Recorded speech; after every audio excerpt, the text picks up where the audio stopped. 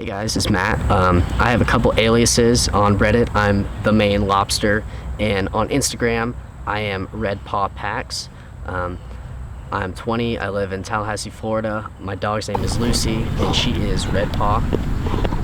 I've started making my own outdoor equipment as a necessity to feed my gear addiction, and just like I think any other MYOGer does, you have to keep making gear and you have to keep improving. So I figured I'd just make this video, discuss a little bit of philosophy about the gear that I make, why I make it, fanny packs specifically, why I think they're utilitarian, why they're better than hip belts, and what's so great about them.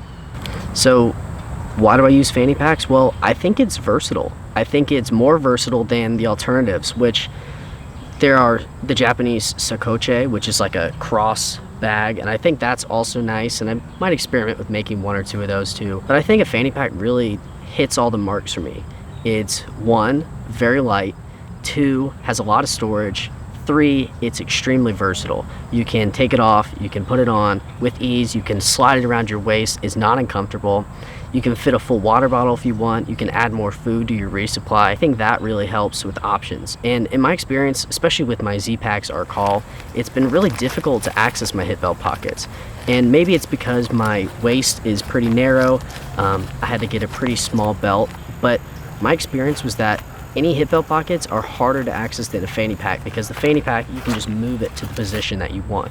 I look at fanny packs kind of like they're the ultimate hip belt pocket.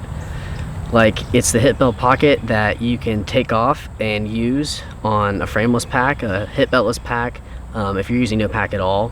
I think it's really versatile, and I think it's more versatile than a system where you only have hip belt pockets and that's it.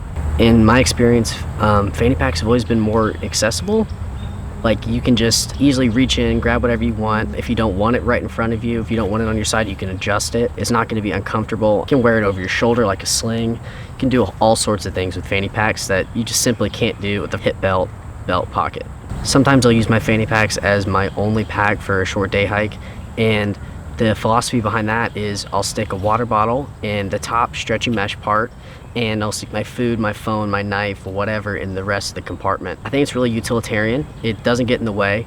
You know, it's kind of the philosophy of ultralight, you know, taking only what you need and absolutely nothing more.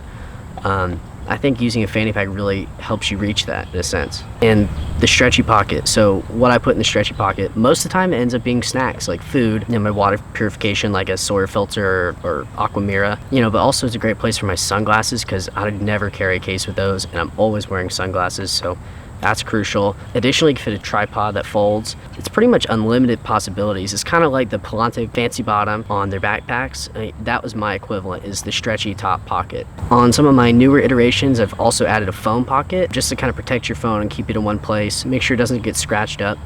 Do fanny packs look stupid? No, I don't think so. It's up to you. I mean, you can choose if you want to embarrass yourself or not, or you can choose to look at it as not embarrassing. You know, we're talking ultralight gear. You know, we don't look that fashionable on the trail anyway, so what's it really make a difference? So since I started making fanny packs, I made them out of a lot of different fabrics, and my favorite so far has been Dyneema X fabric, mostly because my favorite color is orange, and you'll see that reflected in a lot of the gear I make. So Dyneema X is excellent, you know, really strong abrasion resistance, pretty water resistant, looks great in my opinion.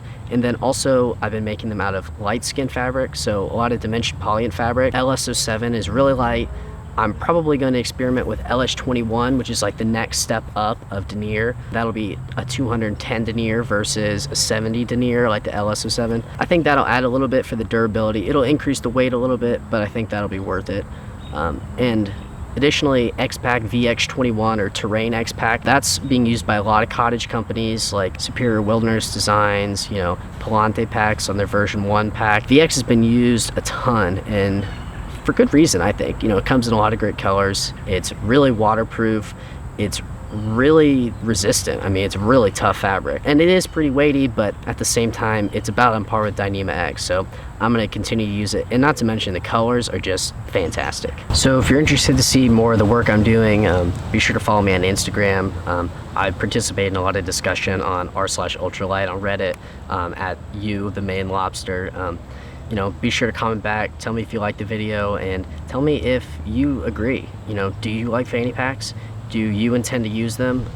What features do you think I should add? Do you like the stretchy top pocket? I've got a couple ideas in the works, and if you want to keep following, come join me on social media and you can join me for the ride. See ya.